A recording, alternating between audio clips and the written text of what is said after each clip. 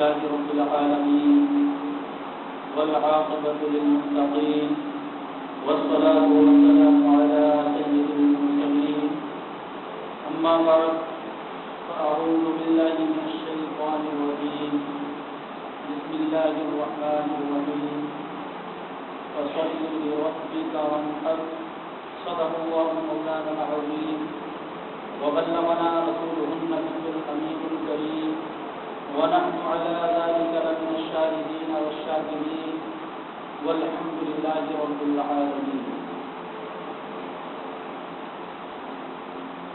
تمامی اہل اسلام کو عید الاضحیٰ کی دلی مبارکباد. خطبہ مسنونہ کے بعد قرآن مقدس کی آیت کریمہ کی تلاوت کا شرف حاصل کیا، جس میں اللہ تبارک و تعالیٰ نے قربانی کے متعلق ارشاد فرمایا اور اللہ کے رسول علیہ الصلوۃ والتسلیم کو حکم دیا فصل لربک وانحر،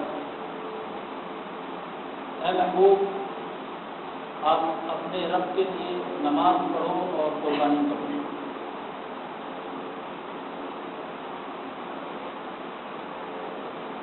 آئیے سب سے پہلے حضور آقا انعامدار مدنی ساجدان سرور کون مکان صلی اللہ تعالیٰ علیہ وسلم کی بارگاہ کے پناہ میں درود و سلام کا نذرانہ عقیدت پیش کریں اور پڑھیں بآواز بلند اللہم صل علی سیدنا مولانا محمد وآلہ وصحبہ وبارک وسلم صلاۃ و سلام علیک یا رسول اللہ صلی اللہ تعالیٰ علیہ وسلم. اللہ تبارک و تعالیٰ نے قرآن مقدس کے اندر قربانی کرنے کا حکم فرمایا ہے. قربانی یہ ہے کیا چیز؟ قربانی کا معنی کیا ہے؟ اس کا مطلب کیا ہے؟ اس کا مطلب یہ ہے کہ اپنی مرغوب چیز کو، محبوب چیز کو اللہ تبارک و تعالیٰ کی بارگاہ میں پیش کر دینا، اور شرط یہ ہے کہ اللہ تبارک و تعالیٰ کی بارگاہ میں اپنی محبوب چیز کو لٹانے میں اپنی شہرت مقصود نہ ہو، نام و نمود، ریا اور سمعہ نہ ہو، بلکہ خالصتاً اللہ تبارک و تعالیٰ کے لیے چیز کو اللہ کی راہ میں پیش کر دیا جائے. یہ قربانی کا مطلب ہے. اور شریعت مطہرہ میں اس کا مطلب یہ ہے کہ مخصوص دنوں میں مخصوص جانور کو اللہ تبارک و تعالیٰ کی راہ میں ذبح کر دینا، اس کو قربان کر دینا، اس کو قربانی کہا جاتا ہے. یعنی سنت ابراہیمی کے مطابق جانور کو ذبح کرنا، مخصوص جانور کو مخصوص دنوں میں ذبح کرنے کا نام قربانی ہے. تو عزیزان ملت اسلامیہ، قربانی کا مطلب یہ ہوا کہ اپنی محبوب چیز کو اللہ تبارک و تعالیٰ کی راہ میں قربان کر دینا، اور اس میں اپنی شہرت اور دکھاوا مقصود نہ ہو، اور دل میں یہ ارادہ ہو جس کو اللہ تبارک و تعالیٰ نے قرآن پاک میں فرمایا ان صلاتی و نسکی و محیای و مماتی للہ رب العالمین، کہ جب انسان اپنی محبوب چیز کو اللہ تبارک و تعالیٰ کی راہ میں پیش کرے تو اس کے دل میں یہ ہونا چاہیے کہ میری نماز، میری قربانی، یہ سب اللہ تبارک و تعالیٰ کے لیے ہے. میرا جینا، میرا مرنا، یہ اللہ تبارک و تعالیٰ کے لیے ہے. لا شریک لہ وبذالک امرت وانا اول المسلمین، اللہ تبارک و تعالیٰ کے لیے ہے جس کا کوئی شریک نہیں، اور مجھے اس کا حکم دیا گیا، اور میں سب سے پہلے اللہ تبارک و تعالیٰ کے حکم کے آگے اپنا سر جھکانے والا ہوں.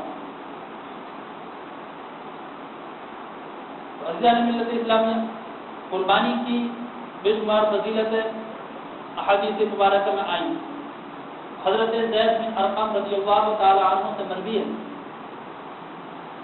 وہ بیان کرتے ہیں کہ رسول پاک علیہ الصلوۃ والتسلیم کی بارگاہ میں صحابہ کرام نے عرض کیا، قال اصحاب رسول اللہ صلی اللہ تعالی علیہ وسلم ما هذه الاضاحی یا رسول اللہ؟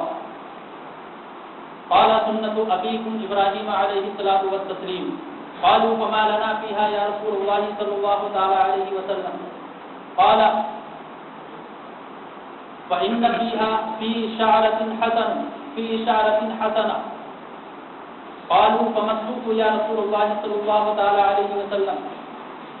قال في شعرة السوق حسنة أو كما قال.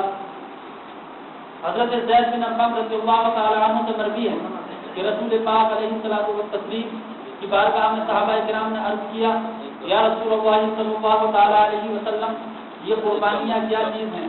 تو اللہ کے رسول صلی اللہ تعالی علیہ وسلم نے ارشاد فرمایا کہ یہ قربانی تمہارے باپ حضرت ابراہیم علیہ الصلوۃ والتسلیم کی سنت ہے. صحابہ کرام نے عرض کی، یا رسول اللہ صلی اللہ تعالی علیہ وسلم، تو اس میں ہمارے لیے کیا اجر و ثواب ہے؟ تو اللہ کے رسول صلی اللہ تعالی علیہ وسلم نے ارشاد فرمایا کہ اس میں تمہارے لیے یہ ثواب ہے کہ جانور کے ہر بال کے بدلے میں 10 نیکیاں ہیں. صحابہ کرام نے عرض کیا، رسول اللہ صلی اللہ تعالی علیہ وسلم، سوق یعنی خون کے بارے میں کیا حکم ہے؟ تو اللہ کے رسول صلی اللہ تعالی علیہ وسلم نے ارشاد فرمایا کہ خون کے ہر بال کے بدلے میں 1 حسنہ یعنی 10 نیکیاں. حضرت علی رضی اللہ تعالی عنہ سے مروی ہے کہ جب قربانی کرنے والا قربانی کا جانور خریدنے کے لیے اپنے گھر سے نکلتا ہے تو اس کے ہر قدم کے بدلے 10 نیکیاں لکھی جاتی ہیں، اس کے 10 گناہ مٹا دیے جاتے ہیں اور اس کے 10 درجے بلند کر دیے جاتے ہیں. اور جب وہ جانور کے مالک سے اس کو خریدنے کی گفتگو کرتا ہے تو یہ اس کی گفتگو اللہ تبارک و تعالیٰ کی تسبیح بن جاتی ہے.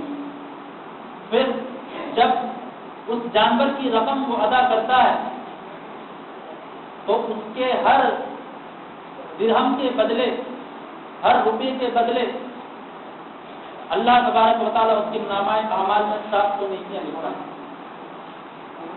جب وہ اس جانور کو خرید کر لاتا ہے اور اس کو ذبح کرنے کے لیے زمین پر لٹاتا ہے، جب اس کو زمین پر ذبح کرنے کے لیے لٹاتا ہے تو زمین و آسمان کی جتنی مخلوق ہیں ساری کی ساری مخلوق اس کے لیے دعائیں مغفرت کرتی ہے. جب وہ اس کو ذبح کرتا ہے اور اس کا پہلا قطرہ زمین، اس کے خون کا پہلا قطرہ زمین پر گرتا ہے تو اللہ تبارک و تعالیٰ ہر قطرے کے بدلے 10 فرشتے پیدا فرماتا ہے اور وہ فرشتے قیامت تک اس کے لیے دعائیں مغفرت کرتے رہتے ہیں. اسی طریقے سے حضرت عائشہ صدیقہ رضی اللہ تعالی عنہا سے مروی ہے کہ رسول پاک علیہ الصلوۃ والتسلیم نے ارشاد فرمایا کہ اے عائشہ، جب تمہارے جانور کی قربانی ہوتی ہے اس کو ملاحظہ کرو، اس لیے کہ اس کے خون کا پہلا قطرہ گرنے سے پہلے اللہ تبارک و تعالیٰ تمہارے سابقہ گناہوں کو معاف فرما دے. حضرت عائشہ صدیقہ رضی اللہ تعالی عنہا نے عرض کی، یا رسول اللہ صلی اللہ تعالی علیہ وسلم، کہ یہ فضیلت صرف ہمارے لیے ہے، یہ تمام مسلمانوں کے لیے ہے؟ تو اللہ کے رسول علیہ الصلوۃ والتسلیم نے ارشاد فرمایا کہ یہ فضیلت تمہارے لیے بھی ہے اور تمام مسلمانوں کے لیے. اسی طریقے سے حضرت احمد بن اسحاق رضی اللہ تعالیٰ عنہ سے مروی ہے، وہ کہتے ہیں میرا ایک فقیر بھائی تھا، اس کا انتقال ہو گیا اور جب وہ زندہ تھا تو اس کا حال یہ تھا کہ وہ ہر سال قربانی پیش کیا کرتا اور اس کے پاس جو بھی رقم جمع ہوتی اس کو اللہ تبارک و تعالیٰ کی بارگاہ میں پیش کر دیتا، فقیروں پر لٹا دیتا. جب اس کا انتقال ہو گیا تو حضرت احمد بن اسحاق کہتے ہیں کہ میں نے اپنے دل میں ارادہ کیا کہ اللہ تبارک و تعالیٰ کی بارگاہ میں دعا کروں کہ یا الہ العالمین، مجھے اپنے بھائی کے حالات سے واقفیت فرما، میں اس کے حالات اسی سے معلوم کروں. تو حضرت احمد بن اسحاق کہتے ہیں کہ میں نے وضو کیا، 2 رکعت نماز ادا کی اور دعا کی اللہ تبارک و تعالیٰ کی بارگاہ میں کہ یا الہ العالمین، مجھے اپنے بھائی کے بارے میں اسی سے اس کے حالات मालूम हो जाए। हज़रत अहमद बिन इसहाक़ कहते हैं कि मैं सो गया और मैंने ख्वाब देखा कि क़यामत कायम हो गई है, तमाम लोग कश्मकश के आलम में हैं, नफ्सा-नफ्सी के आलम में हैं, कोई हर एक परेशान नजर आ रहा है। हज़रत अहमद बिन इसहाक़ कहते हैं कि इसलिए मैंने देखा कि मेरा भाई एक उम्दा सवारी पर सवार होकर मेरी जानिब आ रहा है और उसके सामने बहुत से जानवर चले आ रहे हैं। हज़रत अहमद बिन इसहाक़ रज़ियल्लाहु तआला अन्हु कहते हैं कि जब वो मेरे पास आया तो मैंने उससे पूछा कि तुम्हारे इंतकाल के बाद अल्लाह तबारक व तआला ने तुम्हारे साथ क्या सलूक किया? तो उसने कहा कि अल्लाह तबारक व तआला ने मुझे बख्श दिया, मेरे गुनाहों को माफ़ फरमा दिया। हज़रत अहमद बिन इसहाक़ कहते हैं कि तुम्हें किस वजह से, किस नेकी की वजह से तुम्हें बख्श दिया गया? उनके भाई ने कहा कि मैंने एक गरीब औरत पर अपने माल को सदका किया था, उस माल को सदका करने की वजह से अल्लाह तबारक व तआला ने मुझे बख्श दिया, मेरी मग़फ़िरत फरमा दी। हज़रत अहमद बिन इसहाक़ कहते हैं मैंने पूछा ये जानवर कैसा है, और ये जो आगे बहुत से जानवर हैं इतने खूबसूरत, ये कैसे जानवर हैं? तो हज़रत अहमद बिन इसहाक़ के भाई ने कहा कि ये वो जानवर हैं जिनकी मैं हर साल कुर्बानी किया करता था, और जिस जानवर पर मैं सवार हूँ ये वो जानवर है जिसकी मैंने सबसे पहले कुर्बानी की। अल्लाह तबारक व तआला की राह में कुर्बानी पेश करना ये हमारे लिए आखिरत की परेशानियों को आसान करने का एक बहुत ही उम्दा सबब और जरिया है। हज़रत अली और हज़रत अनस रज़ियल्लाहु तआला अन्हुमा से मरवी है कि रसूल पाक अलैहिस्सलातु वस्सलाम ने इरशाद फरमाया कि जब क़यामत कायम होगी और लोगों को उनकी कब्रों से उठाया जाएगा तो अल्लाह तबारक व तआला फरिश्तों को हुक्म फरमाएगा कि ऐ फरिश्तों, मेरे बंदों का ख्याल रखना, ये पैदल ना चलने पाए, इसलिए कि ये पैदल चलने के आदी नहीं हैं, क्योंकि जब ये पैदा नहीं हुए थे तो अपने बापों की पीठों में, पुश्तों में ये इनके बाप की पीठें इनकी सवारियाँ थीं। फिर उसके बाद जब ये अपनी माँओं के रहम में मुंतकिल हो गए तो इनकी माँ इनकी सवारियाँ थीं। उसके बाद जब ये पैदा हुए तो दूध पिलाने की मुद्दत तक इनकी माँ इनकी सवारियाँ थीं, और जब ये कुछ बड़े हुए तो इनके बाप की कांधे इनकी सवारियाँ थीं, और जब और बड़े हुए तो खुशकी के रास्तों में इनकी सवारियाँ ऊँट और घोड़े थे, और समंदरी रास्तों में कश्तियाँ इनकी सवारियाँ थीं। ऐ फरिश्तों, ख्याल रखना कि ये पैदल ना चलने पाए, इनको तकलीफ ना हो, इसलिए कि ये पैदल चलने के आदी नहीं है। ये पैदा होने से लेकर अपनी मौत तक सवारियों पर सवार होने के आदी रहे हैं, और जब ये मर गए, जब इनका इंतकाल हो गया, तब ये अपने भाइयों के कंधों पर सवार होकर अपनी कब्रों तक गए। अल्लाह तबारक व तआला इरशाद फरमाएगा कि ऐ फरिश्तों, इनके पैदल चलने का ख्याल रखो, इनको पैदल चलने की जहमत मत दो, बल्कि जिस वक्त तुम इनको कब्रों से उठाओ तो इनकी कुर्बानी के जानवरों को इनकी सवारी बनाकर इनके लिए पेश कर दो। मिल्लत इस्लामिया जो कुर्बानियाँ दी जाती हैं वो कुर्बानी के जानवर मरने के बाद हमारे काम आएंगे। हज़रत दाऊद अलैहिस्सलातु वस्सलाम ने अल्लाह तबारक व तआला से बारगाह की कि या इलाह आलमीन, उम्मत मोहम्मदिया जो कुर्बानियाँ पेश करेगी उनको उसके बदले में क्या अजर मिलेगा, क्या सवाब दिया जाएगा? तो अल्लाह तबारक व तआला ने फरमाया कि उनको उसके बदले में बेशुमार नेकियां अता की जाएंगी, हर बाल के बदले में नेकियां अता की जाएंगी, और वो जानवर उनके लिए सवारियां बनाकर पेश कर दी जाएंगी, और उन सवारियों पर सवार होकर जहाँ चाहेंगे वहाँ जाएंगे, और जन्नत में उनको खूबसूरत हूर अता की जाएगी। और उसके बाद अल्लाह तबारक व तआला ने इरशाद फरमाया कि ऐ दाऊद अलैहिस्सलाम व तस्लीम, क्या तुम्हें मालूम नहीं कि कुर्बानी की जानवर ये क़यामत के दिन सवारियाँ होंगी, और क़यामत में जो परेशानियाँ आने वाली हैं उन परेशानियों को ये आसान करने वाली हैं। तो अज़ीज़ान मिल्लत इस्लामिया, अल्लाह तबारक व तआला ने कुरान मुक़द्दस के अंदर इरशाद फरमाया, फसल्लि लिरब्बिका वन्हर, ऐ महबूब अपने रब के लिए नमाज पढ़ो और कुर्बानी करो। जो साहिब इस्तिताअत लोग हैं, जिनको अल्लाह तबारक व तआला ने माल दौलत से नवाजा है, ان کے اوپر قربانی کرنا یہ واجب.